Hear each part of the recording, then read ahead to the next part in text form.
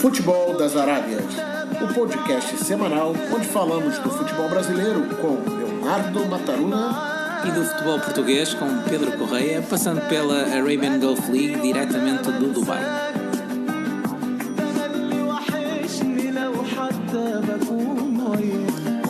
Bem-vindo ao episódio 9 do podcast semanal Futebol das Arábias. Eu sou o Pedro Correia. E eu sou o Leonardo Mataruna. E vamos uma vez mais abordar temas do futebol brasileiro, do futebol português e também da Arabian Gulf League dos Emirados Árabes Unidos. Lembrar uma vez mais que estamos disponíveis em várias aplicações de podcast, Spotify, Apple Podcast, Google Podcast, entre outras.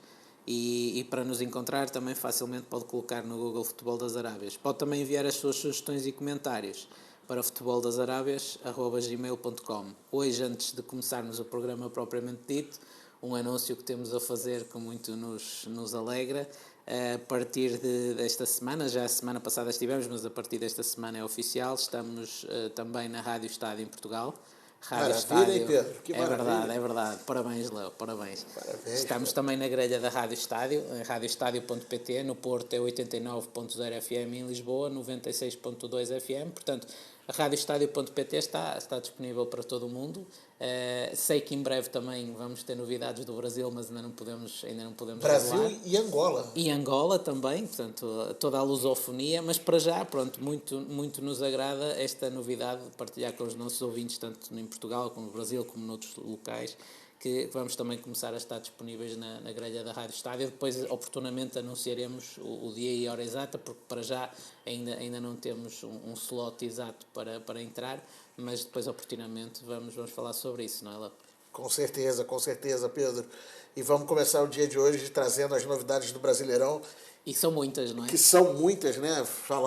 Vamos falar de forró-bodó. Forró-bodó. Vocês que estão aí em Portugal, eu não sei se conhecem a expressão forró-bodó. É famosa a expressão? É uma expressão que usamos muito. O forró-bodó é uma expressão bem conhecida no Nordeste brasileiro, né? Depois... É engraçado porque é uma expressão que parece mais brasileira do que portuguesa, para falar a verdade, não é? Não, com certeza. Tá? O próprio termo, né? Forró, né? Forró. É o ritmo, né?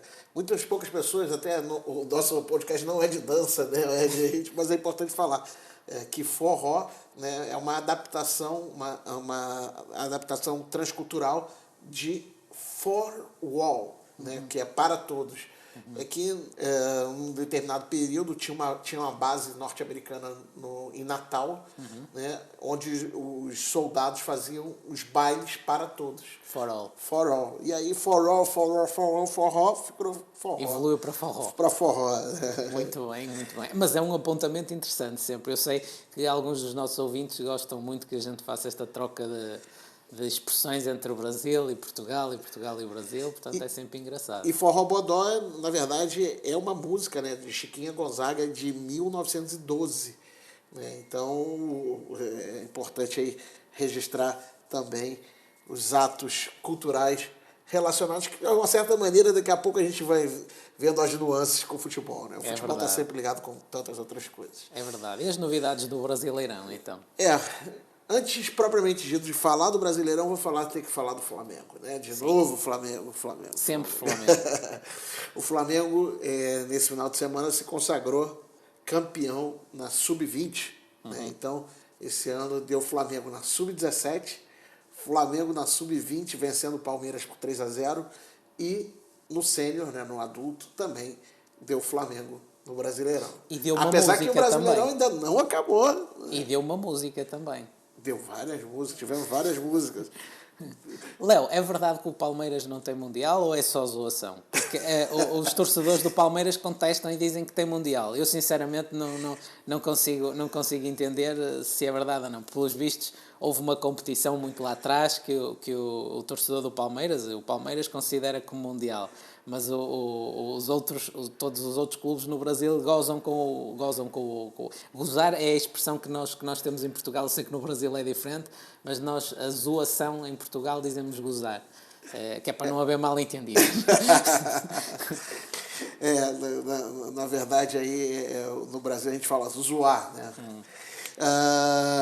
Então, o Palmeiras, né, na década de 40 e 50, ganhou um importante título, né, que foi o Mundial Interclubes em 51. E aí, a partir daí, não existia a CBF, né, não existia a Confederação Brasileira de Futebol. Era uma competição organizada pela Confederação Brasileira de Desporto. Né? E é por isso que há uma contestação muito grande se o título é válido ou não. Né? É claro que o clube vai defender essa validade, né? E os rivais vão sempre negar para gerar aquela polêmica. Né? Mas a grande questão é que o Palmeiras não andou bem nem na Sub-20, nem no Brasileirão no final de semana. Tu atribuis isso mais a mérito do Flamengo ou a de mérito do Palmeiras? Olha, sem sombra de dúvidas é mérito do Flamengo e ao mesmo tempo o Palmeiras não vem fazendo uma boa campanha. Né? Apesar de ser o terceiro no Brasileirão com 68 pontos, diante do Flamengo, esse ano nos 2 confrontos teve grande dificuldade. O primeiro confronto gerou a demissão do Felipão. É verdade. O nosso bem conhecido Luís Filipe Scolari. Né? Oh, maravilha. Eu gosto muito do trabalho do Scolari. Né? E Portugal fez um trabalho brilhante. Um bom trabalho. Né?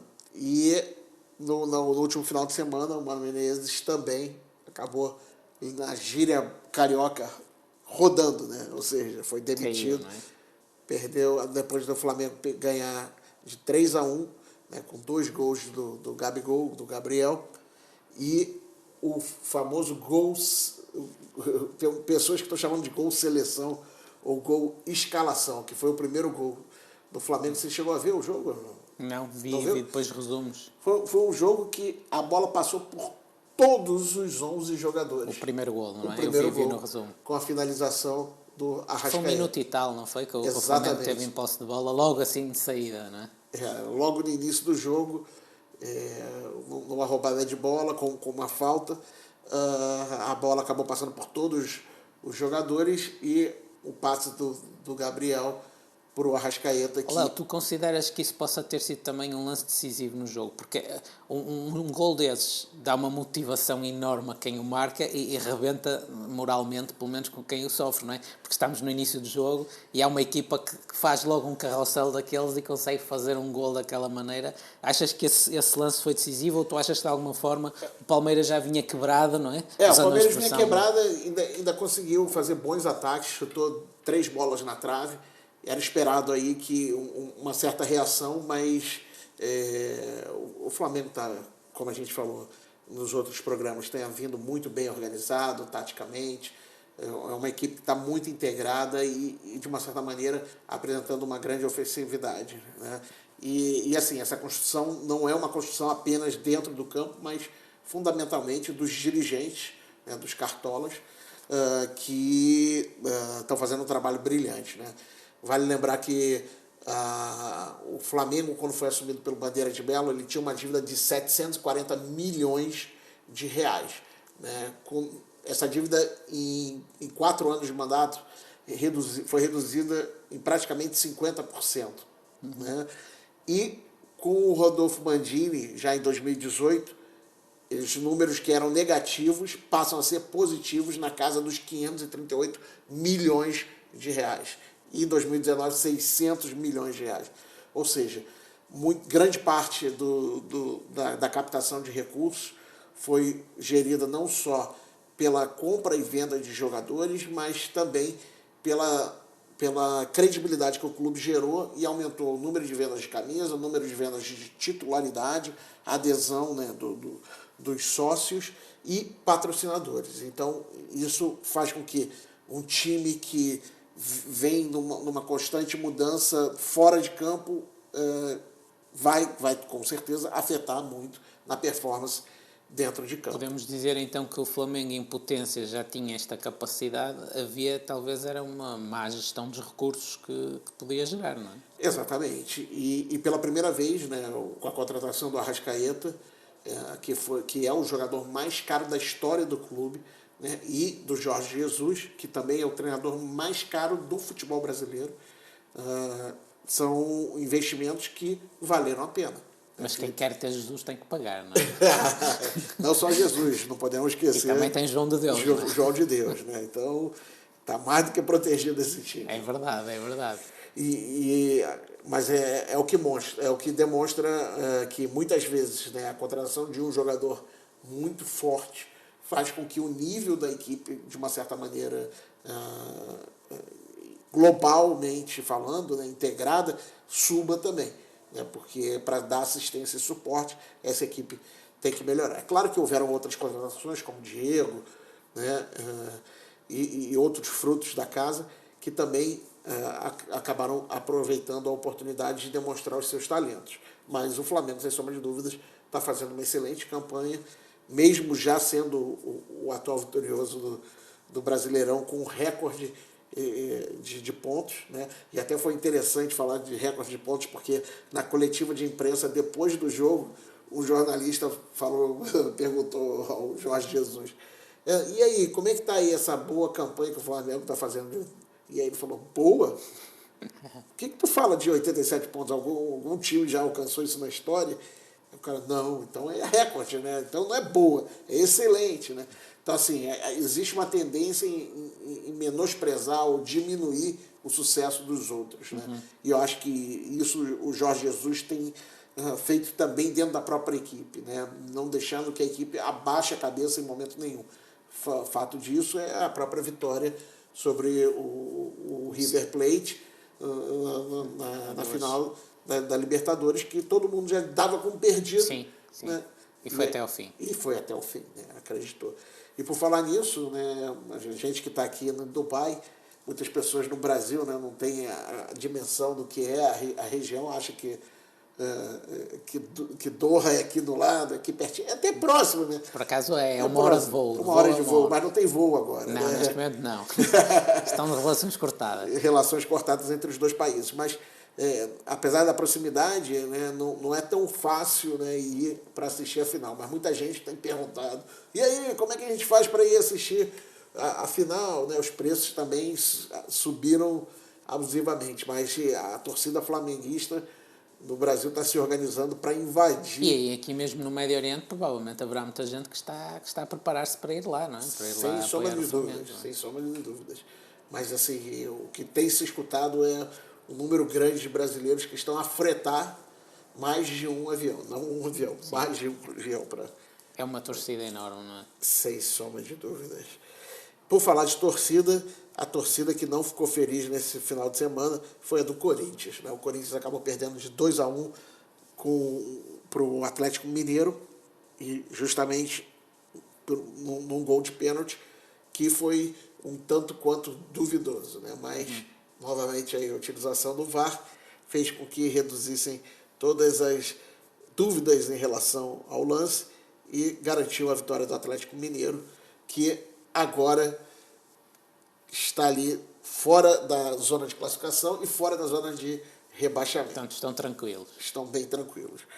Goiás perdeu para o Fortaleza por 2-1 e o Grêmio venceu o São Paulo por 3-0. Jogaço. Começou logo no início também massacrando. O Grêmio do Renato Gaúcho, ou Renato Portaluppi, como ele é conhecido agora, desde que é treinador, não é? Está a fazer agora um final de campanha muito bom, não está? Sim, sim, subindo na tabela de pontos. Então. E o Fortaleza também, não está? O Fortaleza é treinado pelo Rogério Ceni e também dá a impressão de estar bem. Está evoluindo, mas ainda está bastante distante da classificação. Né? Com isso, o Grêmio passa para a quarta colocação com 62 pontos e se classificando também para o próximo torneio. 3 resultados importantes de citar são de 2 rebaixados. Um é o Chapecoense, que perdeu de 2-0 para o Santos, e o CSA, que perdeu de 2-1 para o Bahia. Né? Cruzeiro com 36 pontos, CSA com 32 pontos, Chapecoense com 28 pontos e Avaí já estão praticamente rebaixados, sendo que o Cruzeiro tem 90% de chance de de ser rebaixado, e o CSA ainda tem 1% de chance de classificar se vencer os 2 próximos jogos por 13-0. Mas, Léo, o Cruzeiro é um clube grande no Brasil, é um clube de tradição, é um clube vencedor, é um clube que tem formado muitos bons jogadores também. Aliás, a principal referência até que eu tenho do Cruzeiro é essa, que é um clube que normalmente revela, como se diz no Brasil, bons talentos. O que é que se passa com o clube ultimamente para cair numa situação destas, quando, se não me engano, ainda há não muitos anos foi campeão? O problema atual do Cruzeiro, né? O Cruzeiro sempre, como você falou, sempre revelou grandes atletas, né? E de uma certa maneira teve um grande investimento também das empresas locais, né? Na questão de patrocínio e também das empresas governamentais, né? Como bancos e outros patrocinadores. Só que de um tempo para cá, esses investimentos governamentais têm sido reduzidos e os clubes passaram, né, estão começando a passar por uma crise financeira enorme, né? E isso daí vai refletir justamente na contratação e manutenção dos talentos. Então o Cruzeiro realmente não anda bem, anda com uma dívida enorme, né, uma dívida que coloca em risco, né, até mesmo a própria sede do clube. Né?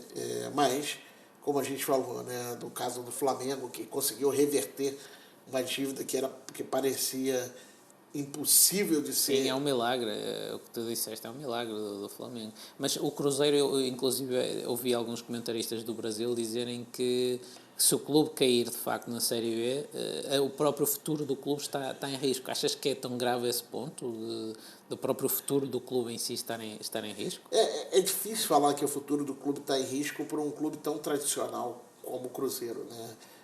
A gente sabe que as 2 maiores torcidas do estado de Minas Gerais são do Cruzeiro e do Atlético Mineiro, né?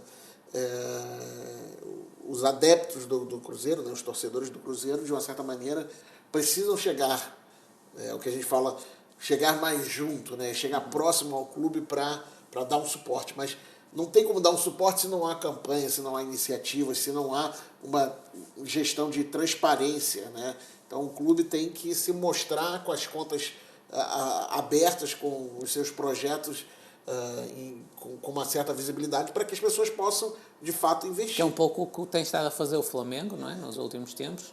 Exatamente. E o Vasco também. O Vasco agora está com uma campanha muito, muito interessante. O que é que podes dizer sobre isso? O que é que nos podes dizer sobre isso? Vou falar dos 2 clubes, né? Do Flamengo, por exemplo, a gente tem no Brasil o imposto de renda, né? Que todo trabalhador tem que descontar mensalmente, né? 27,5%.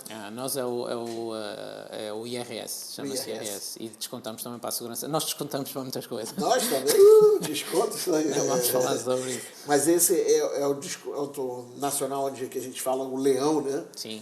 E no final do ano tem que ser feita a declaração do imposto de renda, que também tem em Portugal. Sim. Né?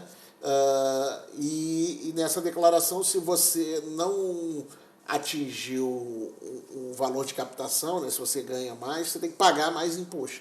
Né? Ou se você pagou mais durante o ano, você recebe de volta, né, o imposto. O que tem se feito hoje em dia é que, de acordo com as leis no Brasil, você pode investir até 6% do seu imposto em esporte. Né? E o Flamengo começou com essa campanha de você escolher não só o clube, mas escolher uma modalidade esportiva ou até mesmo um atleta para que esse possa receber os 6% do seu imposto. Né? Então, imagina aí, uma das maiores torcidas do Brasil, né, com um poder capital bem alto, né, fazendo esses descontos, né, não só pessoas físicas, mas pessoas jurídicas, também outras empresas, faz com que a arrecadação aumente em grande proporção. Né? O que o Vasco tem feito é aumentar a questão da venda de títulos. Né? E na última sexta-feira, na Black Friday no Ocidente, né? Que aqui no Oriente, principalmente no mundo das Arábias é White Friday. Sabe por que é White Friday? Não, por acaso não. Então, porque a roupa que os árabes usam é branca, né? Ou principalmente os homens, né? É branca, que é o chamado kandura, né? Que parece um vestido. Muita gente me pergunta às vezes, pô, tu gosta de usar isso? Eu me sinto nas nuvens, é uma maravilha, né? Sabe? É fresco, é fresco, não usa as cuecas por baixo. Depende. Há quem usa, há quem não usa. Mas é fresco. No modo árabe é fresco. Não se usa. Para quem vive às vezes com temperaturas de quase 50 graus, é verdade. É bastante agradável, obviamente. E aí, com base na utilização do kandura, é que se criou a White Friday aqui na região. Mas com a Black Friday lá no Brasil, o Vasco reduziu o valor de associação do titular, que era na casa dos R$25, que isso dá uma média de 5 euros? 5 euros, 5,50 euros. Por mês. Exatamente, era R$24,98 cêntimos. Né? Por mês. Por mês. E aí agora caiu para R$12,49 na Black Friday. Com isso, o plano, né, do Vasco fez com que aumentasse radicalmente o número de inscritos. Só para você ter uma ideia, chegou a praticamente 31 mil novos inscritos ativos no clube. É notável.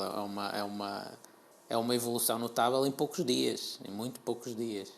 E justamente faz com que o Vasco passe o Flamengo no número de associados, mas vale lembrar que, mais uma vez, o que foi fundamental para que houvesse essa mudança foram as redes sociais, né, e toda uma estratégia de marketing e utilizar terminologias como o topo da montanha, o topo do gigante. Para de alguma forma, que quem está em Portugal, principalmente as pessoas mais novas, não terão tanta essa noção. O Vasco da Gama foi marcado, a gestão do Vasco da Gama durante muitos anos, por um senhor chamado Eurico Miranda, que entretanto já faleceu, e foi um dirigente marcante do Vasco da Gama e do futebol brasileiro também. Diria, mal comparado, que seria uma espécie de um Pinto da Costa do Brasil, não é? Portanto, um dirigente que esteve muitos anos ligado a um clube e que fez um trabalho notável, com críticas e com acertos, mas fez um trabalho notável. E agora, no pós-Eurico de Miranda, o Vasco necessita de encontrar outros dirigentes, outros cartolas, não é? Como se diz no Brasil, e outro modo, talvez, de funcionamento. Como é que tu vês isso, Léo? Então, assim, antes da saída do Eurico Miranda, né, houve uma tentativa com o Roberto Dinamite, sim, né, ex-jogador do clube. Ex-jogador do clube. Houveram alguns problemas de prestação de contas, transparência na gestão, mas o Roberto Dinamite, por ser uma figura emblemática, né, fez com que também muitos adeptos retornassem ao clube, né, mas ao ponto de que não se teve uma preparação para uma gestão de impacto, a maior parte dos torcedores acabaram clamando para que o Eurico Miranda retornasse uma última vez, né? Uma última vez, né, e fizesse a diferença, né, porque era muito carismático, não era o Eurico Miranda? Pelo menos a ideia que eu fico... mais do que carismático, era o cara que brigava pelo clube, né, e isso era nítido. E o torcedor adora isso. Eles adoram, né, e se candidatou várias vezes como deputado e dizia, eu sou o deputado não do povo, mas do Vasco da Gama. Então, essa questão identitária fazia com que ele fosse adorado e odiado ao mesmo tempo por muitos, né? Mas, lembrando que o Vasco da Gama é um clube de tradição portuguesa e existem vários outros clubes, acho que num próximo episódio a gente pode até falar um pouco mais dos outros clubes, né, como a própria Portuguesa. Dos esportes, não é? É de São Paulo. De São Paulo. Tem a Portuguesa do Rio de Janeiro também. Também. E tem os outros clubes que fazem a história do futebol brasileiro nessa relação tão estreita com os nossos amigos e conquistadores portugueses. É verdade. Então, por falar de Portugal, vamos pegar aqui no nosso avião e decolar diretamente para o Campeonato Mundial de Futebol de Praia. É verdade. Pedro. Mais uma Copa. Este ano foi muito bom para o futebol de praia. Portugal está numa boa fase a nível de seleções. A nível do futebol do 11 já sabemos, não é? Cristiano Ronaldo, as conquistas da Liga das Nações e outras. A nível de futebol de praia fomos esta semana também campeões do mundo, pela terceira vez na história. Foi mais uma conquista importante e mais uma prova de um bom trabalho que eu creio que está a ser desenvolvido a nível da Federação Portuguesa de Futebol ao longo dos últimos anos. A construção da cidade de futebol, que era um sonho antigo, as conquistas desportivas, obviamente, também o Euro 2016 e, como já referi, este ano também a Liga das Nações, a construção de um canal de televisão de raiz com uma abordagem diferente ao futebol. Creio que isso é importante. Tantas vezes se critica tudo e mais alguma coisa, é mais fácil criticar do que dizer bem às vezes, mas também é importante ressalvar que de facto o trabalho que a Federação Portuguesa de Futebol tem estado a fazer nos últimos anos, a mim parece-me bastante meritório e digno de registro. Para além do facto de Portugal ter sido campeão mundial de futebol de praia, também a nível do futsal, temos o Ricardinho entre os melhores jogadores do mundo e temos uma seleção que também é forte a nível E temos também o futebol feminino, né? O futebol feminino, do futsal feminino é muito forte. O futebol feminino é outra das apostas da Federação Portuguesa de Futebol que está, mas o futebol feminino ainda está em desenvolvimento. Já está a começar a aparecer em força, mas ainda está em desenvolvimento. Eu lembro dos Jogos Olímpicos da Juventude no ano passado, né, em que Portugal também conquistou a medalha de ouro, né, e fez um brilhante campeonato. Sim, mas ainda estamos em desenvolvimento. Ainda em relação ao futebol de praia, uma coisa que eu gostava de referir é que o Madjer, que é considerado o melhor jogador de futebol de praia de todos os tempos, foi um prémio que foi atribuído pela própria FIFA. Retirou-se, portanto foi o último jogo. Eu creio que ele se retirou mesmo da modalidade, pelo menos da seleção retirou-se. Não sei até que ponto é que ele se retira totalmente da modalidade, porque ele ainda joga ou jogava no Sporting. É um jogador marcante. Quando se pensa em futebol de praia em Portugal, tem que se pensar no Madjer. E como muitas vezes, Léo, é fácil, neste tipo de atletas, é fácil reconhecer os méritos do atleta, como é fácil reconhecer os méritos do Cristiano Ronaldo. Eu não tive ainda o prazer de conhecer o Cristiano Ronaldo em pessoa. Vamos ver se a gente consegue entrevistá-lo aqui. De ter esse prazer, mas o Madjer tive o prazer de, durante algum tempo, lidar com ele de perto, aqui no Dubai. Conhecemos aqui no Dubai, ele na altura estava a jogar pelo Al Ahly. Aliás, havia nessa altura um grupo de pessoas que estavam aqui no Dubai muito interessantes a nível do futebol e não só. O Rui Guimarães do futsal, que ainda cá está. O Bruno Lage, agora treinador do Benfica, estava cá. O Carlos Carvalhal, treinador do Rio Ave, e o João Mário, o seu adjunto, também cá estavam. O Johnny Conceição, que também faz parte da equipa técnica do Benfica. E para além disso, o Madjer, o Belchior e o Jordan, que também cá estavam. Nessa altura a fazer parte da seleção de futebol dos Emirados também, onde eles também estavam envolvidos, mas principalmente do Al Ahly. E para te dizer que o Madjer tem uma personalidade que me marcou, principalmente pelo facto de ele ter a dimensão que tem como atleta, mas um ser humano de mão cheia, uma pessoa extremamente simples, extremamente terra a terra, com os pés muito assentos no chão. E eu creio que ele dizia isso, que devia muito ao futebol de praia, na entrevista que fez pós-jogo, onde estava bastante emocionado, porque estava a anunciar também o fim da carreira. E ele dizia também que o futebol de praia e as pessoas com quem tinha lidado no futebol de praia lhe deram muita coisa a nível também pessoal, e eu creio que sim, que ele aproveitou muito isso. Nota-se que é um ser humano bem formado e espero que ele continue ligado ao desporto em Portugal, seja ao futebol de praia, seja eventualmente até noutros cargos. De repente como gestor, né? Sim, no Sporting, onde ele é originário, que é o clube dele, que eventualmente possa também aí ajudar a tornar o desporto em Portugal cada vez melhor. Acho que é uma personalidade marcante, o Madjer. Lembrando que o Madjer né, como é conhecido, é o João Vitor Saraiva, né, de 42 anos, um dos maiores marcadores da história do futebol de praia. Vale lembrar que na Copa do Mundo da FIFA de futebol de areia de 2006, marcou 21 gols, né, sendo aí um dos maiores scores da história do futebol de areia mundial. Mas eu queria referir o Madjer hoje precisamente por causa disso. Era como te dizia no início da intervenção.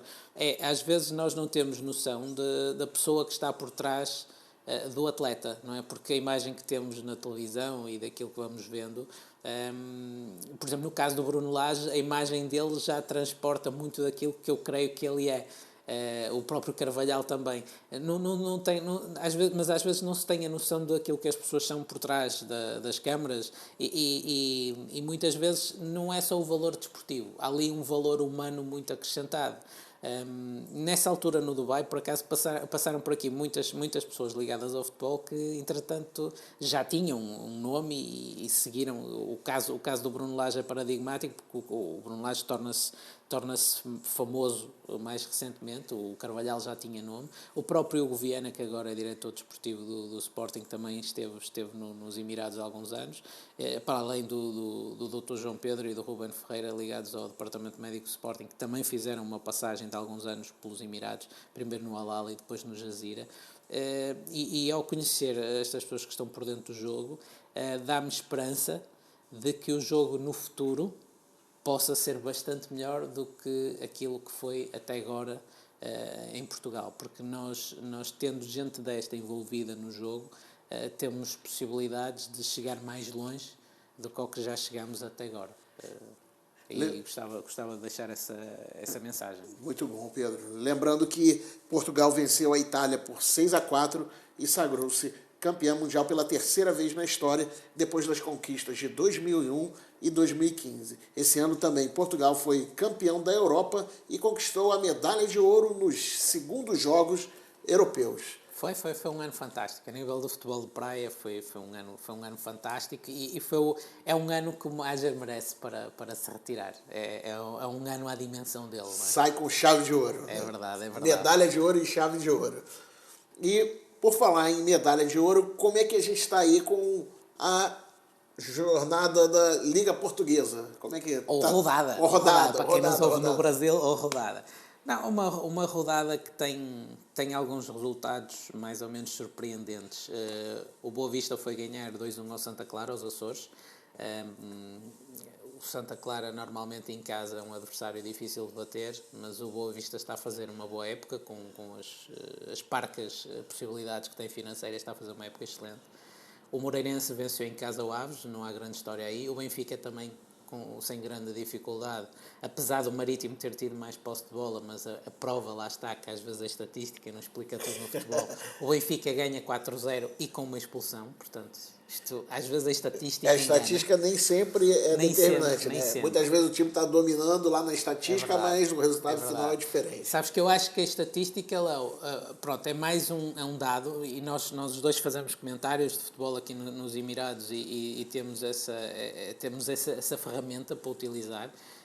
Eu gosto de utilizar, mas só até um certo ponto. Eu não gosto de estar a massacrar com estatísticas, porque as estatísticas podem até ajudar a compreender um bocadinho o que está a passar o jogo, mas podem também ser a antítese daquilo que se está a passar. Eu gosto sempre de olhar para o jogo de uma forma com alguma intuição também, não só baseada em estatísticas e em ciências, mas também com um pouco de intuição. É o que a gente chama do conhecimento tácito e o conhecimento científico. Sim, né? O científico é aquele conhecimento apurado com base na estatística e o tácito é justamente o feeling, né? Aquilo que o treinador tem e que não consegue transferir para ninguém. Né? É baseado na experiência de cada uma das pessoas. E o futebol tem muito isso. E o futebol tem muito disso. É quando se seleciona, por exemplo, talentos, né, nas peneiras, nas avaliações ali dos clubes, muitas vezes se pergunta para o treinador por que ele escolheu um determinado jogador. E ele fala, porque ele joga bem. Ele sabe que joga bem, mas ele não consegue, muitas vezes, dizer o que ele identificou de tão bem naquele talento. É verdade. Mas esse conhecimento é justamente um conhecimento tácito que não pode passar despercebido, né? Quem lembra muito disso são os japoneses. Sim, que são mestres nessas coisas. Continuando com os resultados, pronto, o Portimonense venceu 2-1 o Famalicão. O Famalicão parece estar a apresentar uma pequena quebra nesta fase da época. O Tondela perdeu em casa com o Belenenses, portanto para o Belenenses é um excelente resultado e de alguma forma surpreendente. O Setúbal empata em casa com o Vitória de Guimarães. O Vitória de Guimarães ainda um bocadinho na ressaca da Liga Europa. O Braga venceu em casa o Rio Ave. Era um jogo à partida difícil para o Braga, mas o Braga conseguiu seguir em frente. O Porto também sem dificuldade aparente venceu 2-0 o Passos de Ferreira, embora não tenha sido um jogo brilhante, mas também venceu sem dificuldade. E por fim, e deixei para o último, last but not least, o Gil Vicente vence o Sporting 3-1. O Sporting vinha de uma vitória europeia saborosa, 4-0, em bom plano, a jogar bem. Foi um jogo em que o Sporting até jogou bem, para além do resultado, obviamente, que também ajuda a explicar. E cai perante um Gil Vicente que demonstrou ser uma equipa bem trabalhada pelo Vítor Oliveira, não é surpreendente nesse aspecto. O Vítor Oliveira é um velho mestre, uma velha raposa do futebol, e que é um homem muito pragmático e que está a fazer um trabalho meritório num Gil Vicente que vem de uma situação muito especial, e o Sporting volta a tropeçar. Independentemente daquilo que se possa apontar ao Sporting ter estado menos bem, e sim, de facto, teve ali momentos, principalmente alguns momentos individuais, que depois creio que desequilibraram um bocadinho a equipa no geral, que foram marcantes. Também atribuir mérito ao Gil Vicente. Eu gosto nestas situações de atribuir mérito a quem ganha. É verdade, é importante dar valor a quem vem fazendo um bom trabalho. É certo que o Gil Vicente aproveitou praticamente as 3 oportunidades, ou pouco mais do que isso, que teve de ir à baliza do Sporting, portanto teve um índice de aproveitamento muito alto, mas também, por outro lado, tem mérito nisso, não é? E foi uma equipa que se soube colocar em campo de forma a criar problemas a um Sporting que vinha moralizado, quer se queira, quer não, de uma boa vitória fora. Portanto, independentemente do mérito que a equipa do Sporting possa ter tido, muito mérito à equipa do Gil Vicente e ao Vítor Oliveira, que é um homem muito pragmático, é um homem cujas conferências de imprensa são sempre um gosto de ouvir. Ele refere na conferência de imprensa que considera que a equipa do Sporting tem alguns jogadores de bom nível, mas não tem muitos jogadores de bom nível, e que está uns furos largos abaixo do plantel do Benfica e do Porto, que eu concordo.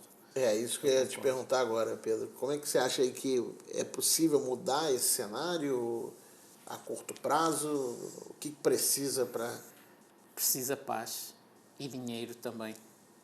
Paz Paz e dinheiro. Precisa de paz para poder gerir o Sporting. Nem vou falar que seja pelo atual presidente. Não é questão de ser este presidente ou outro presidente. O Sporting não tem paz. O Sporting é um clube que vive em constante...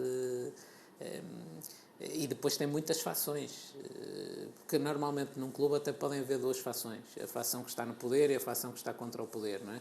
No caso do Sporting, aquilo é muito confuso, e agora ainda está mais, porque agora existem as claques para um lado, existe a atual direção para o outro, depois existem os apoiantes do ex-presidente Bruno Carvalho para o outro, depois existem os croquetes, os chamados croquetes, que é um termo que se... O que seria os croquetes? Porque o Sporting tem Me deu até fome aqui, croquete.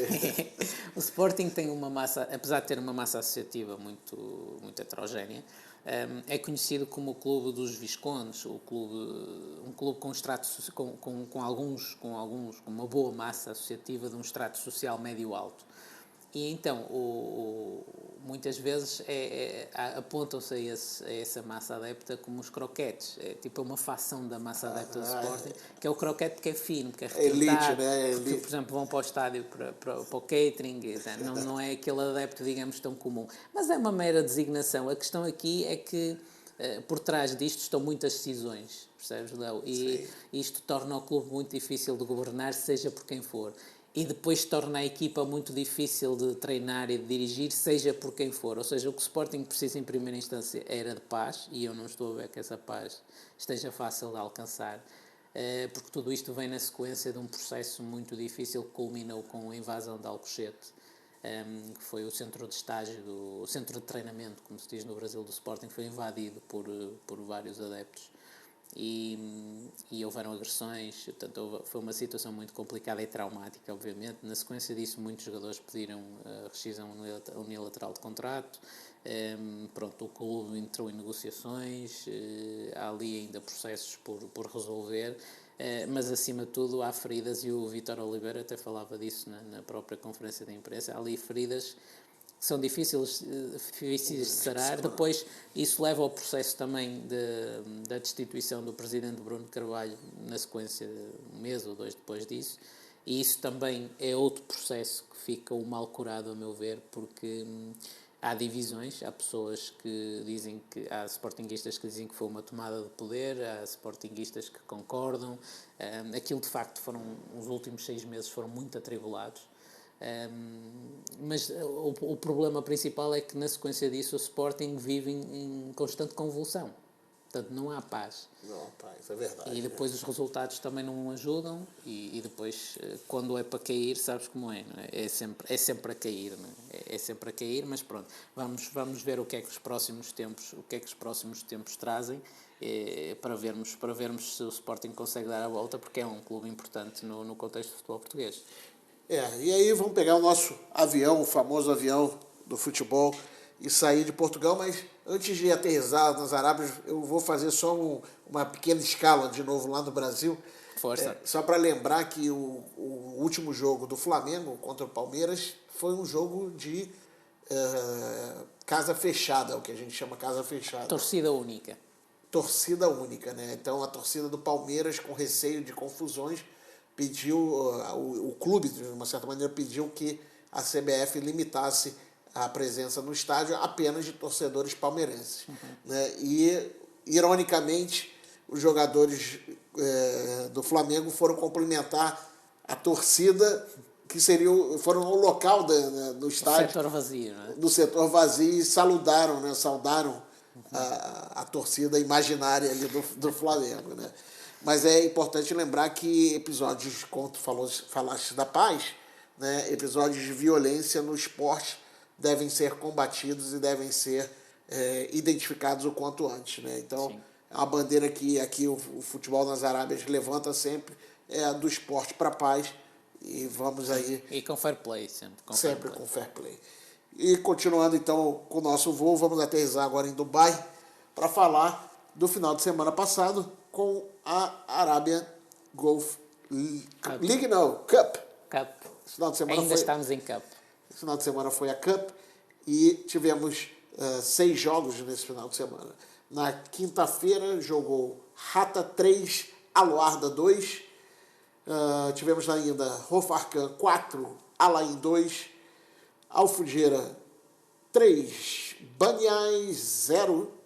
E no último sábado, dia 30/11, tivemos ainda Al Nassr 2, Al Dafra 0, Al Ittihad Calba 2, Al Jazeera 1 e Al Wassa 3, Ajman 2. Sabes que há aqui uma curiosidade muito grande. Tu disseste bem que o Fujeira ganhou 3-0 ao Baniás, mas esse não é o resultado real do jogo. O resultado real do jogo foi Fujeira 1, Baniás 3. Só que sabes o que é que aconteceu? O Baniás colocou em campo, pelos vistos, um jogador irregular, houve um problema administrativo qualquer, e então o Fujeira ganha o jogo 3-0 na secretaria. Olha aí. Isto é uma coisa das últimas horas. Houve um erro qualquer, portanto, porque sabes que a Arabian Gulf Cup tem determinadas regras, e pelos vistos o Baniás não cumpriu as regras, portanto colocou mais jogadores estrangeiros em campo que o que devia. É importante falar de que a Arabian Gulf Cup ela serve como uma competição um pouco de teste, né, para as grandes equipes em relação à Arabian Gulf League. Mas ela tem uma série de regras, né? Uma delas é estimular os jogadores mais jovens, né, de estarem em campo. O número de estrangeiros é limitado. O goleiro tem que ser o goleiro local, o Emirati. Né? Então, isso na Arabian Gulf League também. Isso é em todas as... do goleiro é geral. Sempre. Foi uma estratégia que foi adotada para que a qualidade técnica dos goleiros locais subisse e afetasse a seleção nacional. Sim. Mas, Pedro, tu fizeste que jogo nesse final de semana? Eu neste jogo, neste final de semana, fiz o Rata 3 ao Arda 2. Foi um jogo muito, muito bem disputado e resolvido no final. O Rata no final não era o favorito, o Arda aparecia em primeiro no grupo, não era o favorito, mas o Rata no fim lá conseguiu a vitória com a ajuda do português Ricardo Valente. Está em boa forma. Marcando. Está em boa forma. Desta vez não marcou, mas assistiu. Entrou perto do fim e assistiu. Lá está, por causa da regra. Quando eu falo marcando, nem sempre é fazendo gol, mas marcando a presença. Marcando a presença, sim. Mas entrou bem, pronto, e ajudou a equipa ainda a conseguir uma vitória que não alterou nada. O Rata não foi em frente. Já estava eliminado, mas de qualquer das formas é uma vitória moralizadora para os jogos que vêm, com uma equipa boa, como é o caso do Al Ahly. E com isso, no grupo A, o Al Ain continua na liderança em primeiro lugar com 11 pontos, Shabab Al Ahly com 11 pontos na segunda posição, Al Nassr na terceira posição com 8 pontos, Al Jazeera com 7 pontos, Rufarkan também com 7 pontos na quinta posição. Fechando ainda o grupo A, Al Dafra com 7 pontos na sexta e Calba na lanterna com 5 pontos. No grupo B temos Al Warda com 11 pontos na primeira posição, Fujeira na segunda posição com 10 pontos, Al Wassa também com 10 pontos na terceira posição, Sharjah com 9 pontos, que é o líder da Arabia Golf League, aí aparece agora na quarta posição, desceu uma posição nessa rodada. O Banias na quinta posição com 8 pontos, Rata com 7 pontos e Ajman na lanterna com 3 pontos. Sendo assim, vamos passar para os quartos de final na sexta-feira. E na sexta-feira vamos começar às 6 da tarde, a hora dos Emirados Árabes Unidos, sexta-feira, dia 6 de dezembro. Vamos ter o Al Ain com o Sharjah e vamos ter o Fujeira com o Al Nassr. E depois às 8h30, também hora do local dos Emirados Árabes Unidos, vamos ter o Al Wahda com o Jazeera e o Shabab Al Ahly com o Asl. Portanto, isso significa que destas 8 equipas vão ficar 4 para as semifinais. Portanto, já estamos aproximados. Algum palpite, Pedro? Olha, além de Sharjah, talvez Sharjah. O Sharjah está sempre compacto. Fujeira Al Nassr.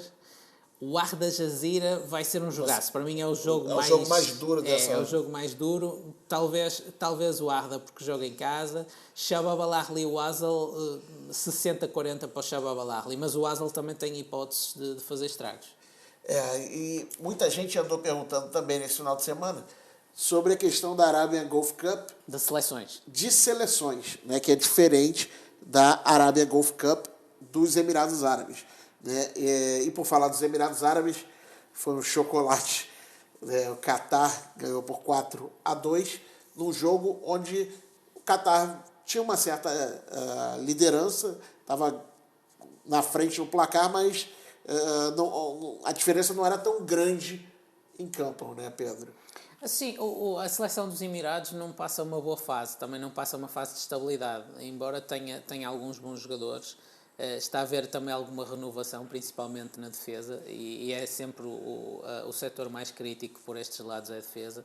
E está a haver uma certa renovação e não passa uma fase de grande confiança e de grande moralização. Por outro lado, o Qatar vem vindo bem. O Qatar tem uma série de jogadores estrangeiros que foram naturalizados. Né? Pronto, e como sabes, isso dá um push muito forte, não é, à equipa, não é? Dá um empurrão forte. E pronto, está a dominar a competição neste momento, segue em frente. Os Emirados acabam a competição agora na fase de grupos. Portanto, para a semana já voltamos a ter a Arabian Golf League para abordar. Volta tudo à normalidade aqui em terras dos Emirados Árabes Unidos, não é? E aí, só para falar fechado sobre a Arabian Golf Cup de países, temos a semifinal amanhã, né, na quinta-feira, Iraque e Bahrein, né, onde o Iraque tem uma seleção que é considerada mais forte do que a do Bahrein, porém Bahrein vem de uma vitória de 4-2 sobre o Kuwait, e vai ser o jogão Arábia Saudita versus Catar. Né? Lembrando que é uma final antecipada. É uma final antecipada, lembrando que a Arábia Saudita ganhou de 2-0 no último sábado do Bahrein e na última segunda-feira de 3-1 do Oman. Sim. Então, esse pretende aí ser uma final antecipada e acho que vai dar Catar. Sim, eu também creio que sim. E aí, vamos ver. Aliás, creio que vai dar Catar o torneio todo. Acho que vai acabar por ser o Catar a ganhar. Para mim, eu acho que vai ser uma final aí Catar e Bahrein, mas vamos ver. Vamos ver. Futebol, só quando o árbitro apita o final é que a gente sabe de verdade. Antes de terminares, Léo, gostava só de voltar a referir aos nossos ouvintes que a partir desta semana, como disse no início do programa, estamos disponíveis na grelha de programação da Rádio Estádio. Depois vamos anunciar a data e a hora definitiva dos programas nos próximos podcasts. Agradecer à Rádio Estádio a amabilidade da disponibilidade de nos receber na grelha. Portanto, a Rádio Estádio pode ser ouvida em todo o mundo em radioestadio.pt, no Porto, em Portugal, 89.0 FM e em Lisboa, 96.2, pronto, mas disponíveis para o mundo. E foi assim o podcast número 9 do Futebol das Arábias. Eu sou Leonardo Mataruna. Eu sou o Pedro Correia. E assim nos despedimos. Essa palavra é difícil para mim, porque eu nunca quero ir embora, Pedro. Eu nunca quero me despedir. Voltamos para a semana. Então tá bem. Então até a próxima semana. Lembrando também que estamos disponíveis em várias aplicações, em vários apps, como Spotify, Apple Podcast, Google Podcast, entre outros. Bastando colocar apenas lá no Google Futebol das Arábias. Pode também deixar suas sugestões, dúvidas, comentários em futeboldasarábias@gmail para quem está no Brasil e gmail.com para quem está em Portugal nos ouvindo. Fique conosco e até a próxima semana. Um forte abraço. Futebol das Arábias, o podcast semanal onde falamos do futebol brasileiro com Leonardo Mataruna e do futebol português com Pedro Correia, passando pela Arabian Gulf League diretamente do Dubai.